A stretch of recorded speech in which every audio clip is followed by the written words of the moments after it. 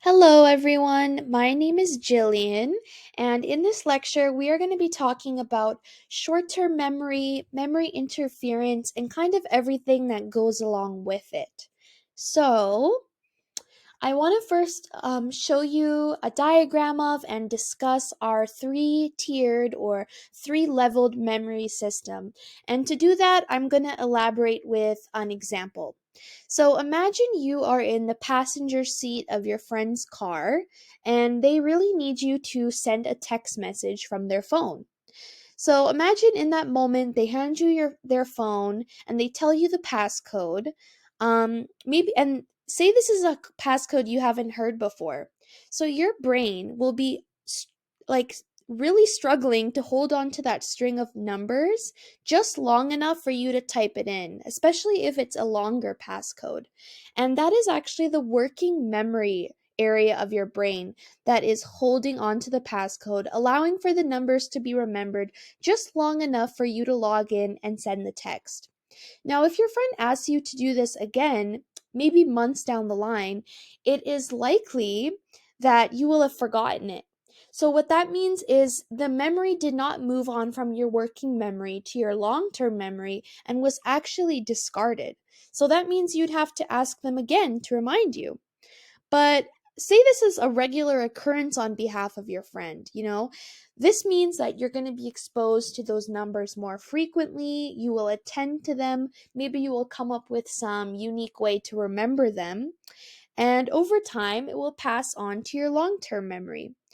I'm sure that we all have maybe a sibling, a partner, or a parent where we can rattle off one or more of their passcodes just because we've been exposed to it so many times. So, we can also look at the sensory memory and kind of explain what's going on there. That is the first level in our memory system, and this is taking in all sorts of information from around us, like our smells around us, sounds, sights, language that we hear. But most importantly, the thing that we really need to remember about the sensory memory is that only information that is attended to for further processing moves on to the working memory. So, for example, when our friend told us that passcode, we paid attention to it, so it moved on to our working memory. Whereas if we were humming along to a song on the radio and we weren't really paying attention to what they were saying, that would not end up passing on to our working memory. We would have to ask them to repeat themselves. So that's kind of how things work in this system. We get lots of stimulus, only some of it passes on through our attention to our working memory. When we have our working memory, it really only lasts just long enough for us to work with it in that moment. And if we are constantly working with the same information or thinking about this information, it's pretty likely it will end up passing on to our long term memory, where it can be stored for months or even years. So, just to kind of summarize that, our short term memory is our working memory. It allows us to hold on to information we are actively processing as needed. If we're solving a math problem, it's pretty likely we are going to remember some of the numbers that we are calculating and working with as we're writing the equations. However, when we're done the test and our friend asks us, "What answer did you get?" very likely we will have forgotten that because it did not make it to our long term memory. It was only in our working memory at the time. So, how long is our short term memory? It's pretty short. I think some people have a misconception that the short term memory is longer than it really is. It only lasts about 20 seconds, and there's something called the magic number. The universal limit of short term memory is about 7 plus or minus 2 data chunks. Seven numbers, where have we heard that before? There might be a reason why telephone numbers are 7 digits long. That's because it's usually quite possible for the average person to hold on to that number of numbers just long enough to write down the number, memorize it, dial it on our phone. If telephone numbers were much longer, there would be no way that we could quickly remember and hold on to that information. So, And then just to compare, when we were talking about sensory memory, that is only about milliseconds to seconds long, while the long term memory can be months or years, as I mentioned. So why do we forget things? So unlike long-term memory, our short-term memory is quick to decay over the passage of time. This is perhaps because our brain is working overtime to preserve memories deemed as most important for us. Now, one physiological explanation for this could be related to the birth of new neurons in the hippocampus. As we experience new or more salient memories and neglect older or more irrelevant ones, certain pre existing neural pathways will be strengthened and new pathways will grow, while other pathways that we've kind of been neglecting, like last year's math curriculum, those will become weak and could be prone to dying off. Essentially, it is a part of our brain that is becoming weak and, dying, to put it in those terms. So this is akin to the old adage, use it or lose it.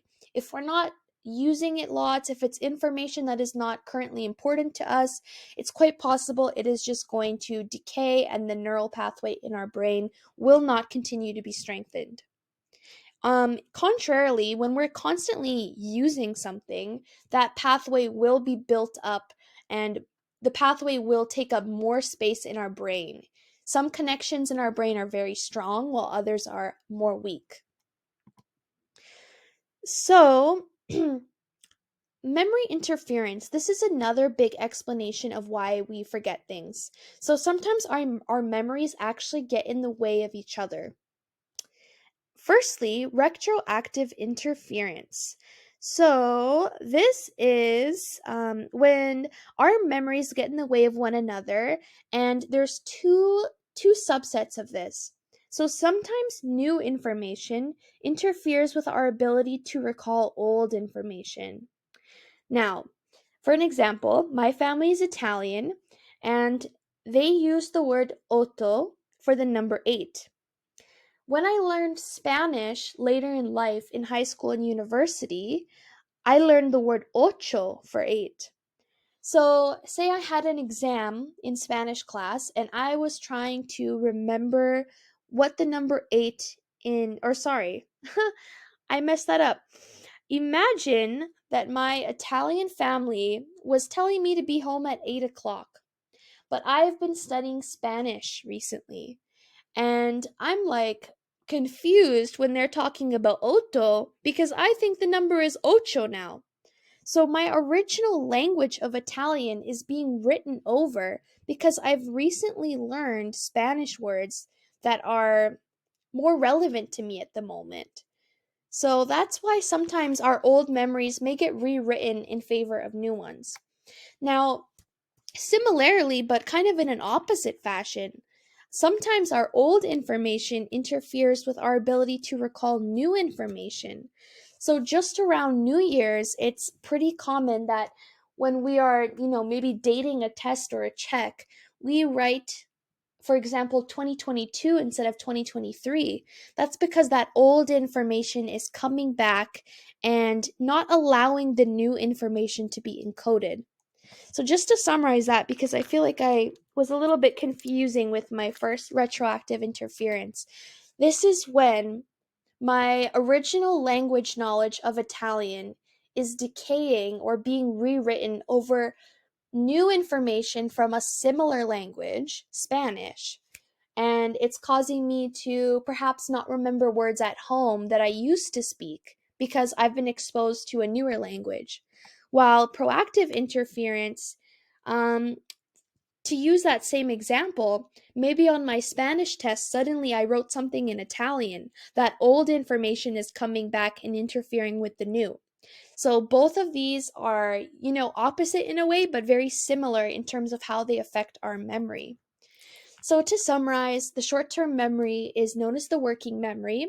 It's got a 20-second duration, and the magic number is 7 plus or minus 2 data bits, meaning we can remember a slew of 7 words or 7 numbers plus or minus 2 on average, depending on the person. People's abilities do vary, and there are super rememberers who can remember many more pieces of information, but that's the average.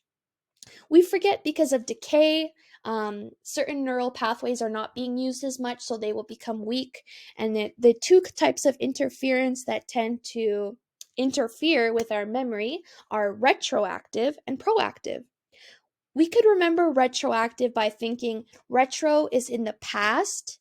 So those old memories are having something interfere with them. While proactive, to be proactive is to be future oriented, meaning there is something interfering with our new memories. So, thank you very much for listening. I really hope that this lecture helped teach you a lot about memory, and take care.